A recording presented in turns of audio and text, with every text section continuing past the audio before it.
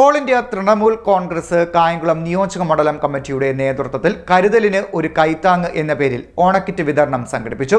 ജില്ലാ ട്രഷറർ അനസ് അഷറഫ് ഉദ്ഘാടനം ചെയ്തു. ഓൾ ഇന്ത്യ തൃണമൂൽ കോൺഗ്രസ് കായംകുളം നിയോജക മണ്ഡലം കമ്മിറ്റിയുടെ നേതൃത്വത്തിൽ കരുതലിന് ഒരു കൈത്താങ് എന്ന പേരിൽ ഓണക്കിറ്റ് വിതരണം സംഘടിപ്പിച്ചു. സംസ്ഥാന കൺവീനർ PV അൻവറിന്റെ ഓണസമ്മാനമായാണ് നിർധനരായ ആളുകൾക്ക് കിറ്റുകൾ നൽകിയത്.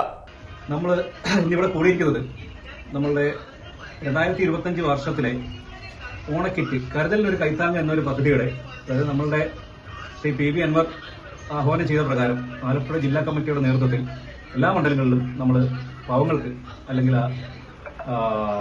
അസുഖങ്ങളുള്ളവർക്ക്, കിടപ്പ് രോഗികൾക്ക്, അങ്ങനെയുള്ളവർക്ക് നമ്മൾ ഒരു ഓണ സമ്മാനമായിട്ട് ഒരു ഓണക്കിറ്റ് നൽകുകയാണ്. തൃണമൂൽ യൂത്ത് കോൺഗ്രസ് ജില്ലാ വൈസ് പ്രസിഡന്റ് സജിത്ത് തണ്ടാശ്ശേരി സ്വാഗതം പറഞ്ഞു. കായംകുളം നിയോജക മണ്ഡലം വൈസ് പ്രസിഡന്റ് പത്യൂർ കുഞ്ഞുമോന്റെ അധ്യക്ഷതയിൽ കൂടിയ ചടങ്ങ് ആലപ്പുഴ ജില്ലാ ട്രഷറർ അനസ് അഷ്റഫ് ഉദ്ഘാടനം ചെയ്തു.